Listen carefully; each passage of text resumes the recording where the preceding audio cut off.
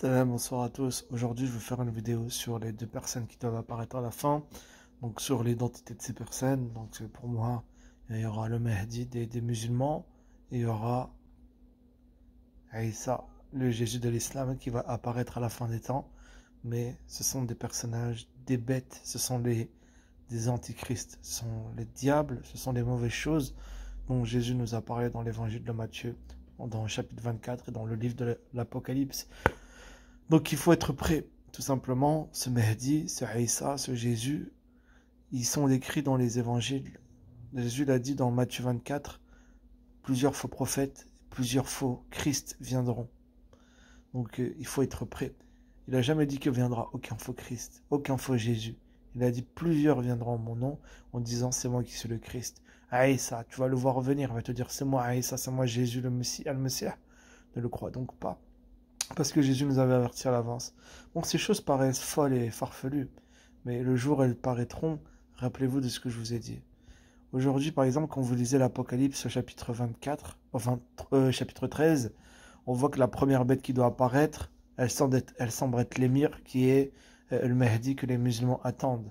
Donc on voit qu'il y a marqué qu'il y a comme une attaque qui va être menée contre elle, c'est ce qui doit arriver dans la, selon les musulmans, le Mahdi une attaque doit être menée comme lui, et ça laisse penser à ce passage. Le dragon lui donna sa puissance et son trône et une grande autorité. Là, ce serait le shaitan et possiblement Allah lui-même. Donc, et je vis l'une de ses têtes comme blessée à mort, mais sa blessure mortelle fut guérie. Ça fait penser comme que quelqu'un a voulu l'attaquer, mais il a été guéri. Et toute la terre était en admiration derrière la bête. Derrière la bête, tout le monde était en admiration derrière elle, mais le mot qu'ils vont... Et ils adorèrent le dragon parce qu'il a donné autorité à la bête. Et ils adorèrent la bête en disant qui est semblable à la bête et qui peut combattre contre elle. Quand on dit adorer, ça fait aussi référence au mot se prosterner. On le voit ici. Et ça fait comme une prosternation comme dans l'islam aussi. Regardez. Le mot c'est, qu'ils ont traduit par adorer, c'est prosteneo. Prosteneo. Et le mot, il fait référence à quoi? Définition première, baiser la main de quelqu'un en marque de révérence. Donc tu lui fais comme une allégeance, tu l'embrasses la main. Regarde, parmi les orientaux, particulièrement les Perses, tomber sur les genoux et toucher la terre avec le front comme expression de profonde révérence. Dans le Nouveau Testament, par l'agenouillement ou la prosternation, rendre hommage à quelqu'un. Vous voyez qu'il y a comme aussi dans le sens numéro 2 quelque chose qui se réfère comme à la prière comme dans l'islam, de se prosterner. Donc il y a beaucoup de choses dans ces passages de la Bible qui nous laissent sous-entendre qu'il y aura cette religion qui serait l'islam, ou la bête de l'événement dont peut-être parle Macron, ce serait le Mahdi. Rien d'autre que le Mahdi que les musulmans attendent comme leur sauveur. Oui, il va apparaître, comme dit Paul, par la puissance de Satan avec des signes et des miracles mensongers. Oui, il y aura un Mahdi, un homme, un arabe et tout, qui va les faire vibrer. Mais Jésus l'a dit que personne ne vous séduise. Nous, on est dans la vérité. Et voici, il a dit, je vous l'ai dit d'avance.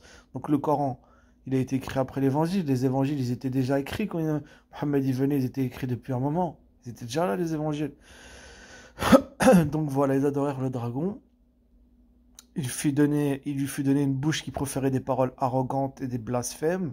Donc pour moi, il va blasphémer, c'est-à-dire comme dire des mensonges. Il va dire Jésus, c'est pas le Fils de Dieu, l'islam, c'est la vérité, Mohammed, etc., etc. Pardon.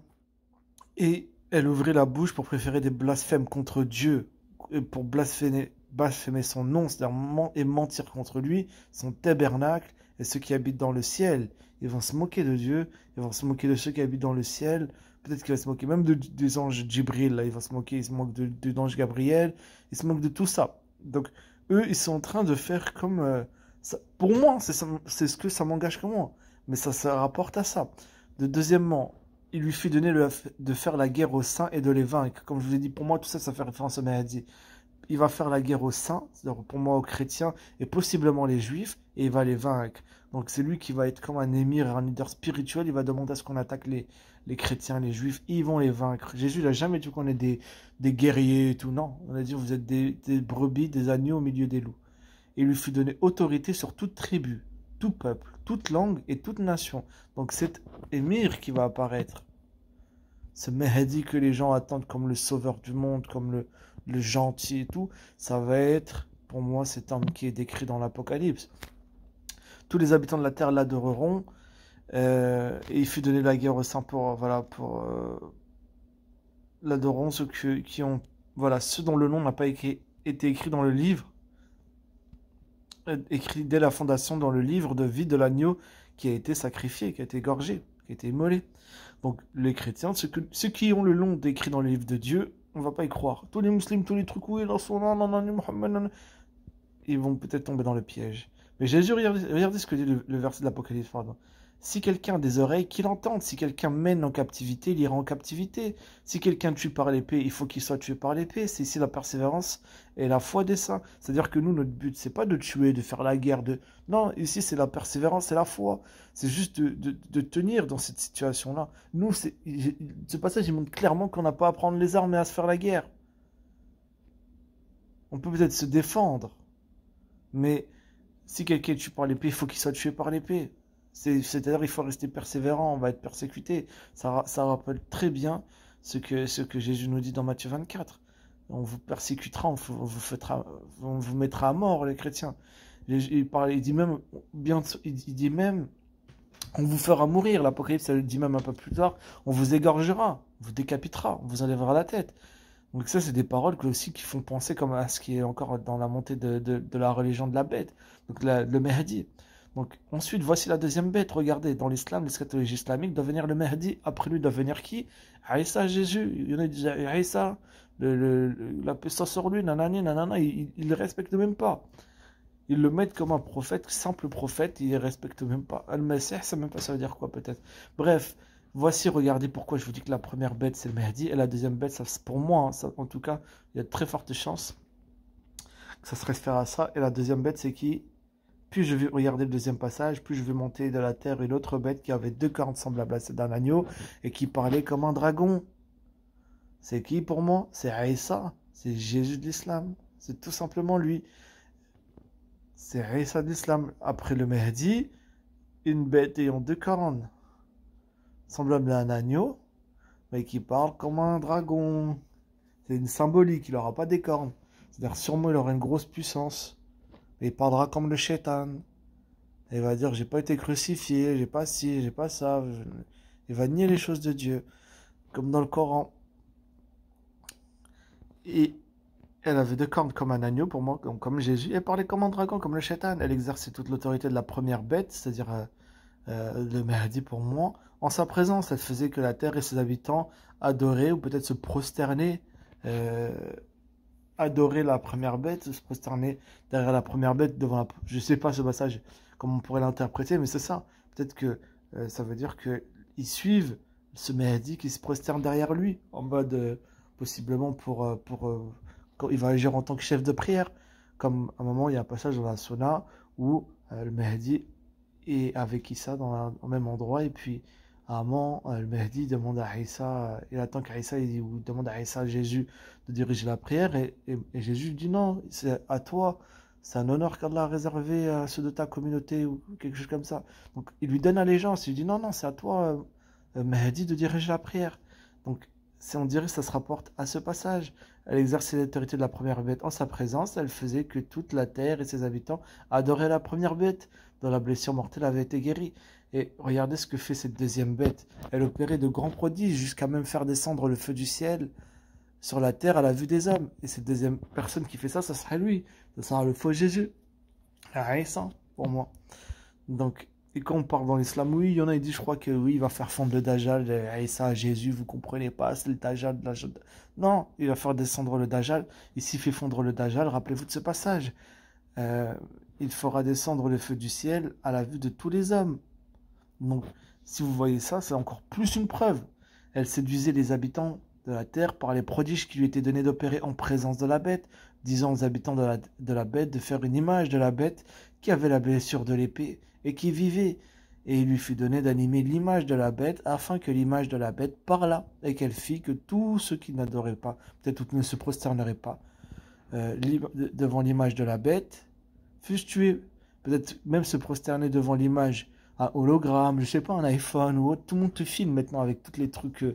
Tout le monde dirait se met en place, peut-être avec la technologie d'Apple, là, ça on scanne le visage. On voit tout ce que tu fais et il faut que tu le fasses. Et si tu le fais pas, peut-être que tu seras tué.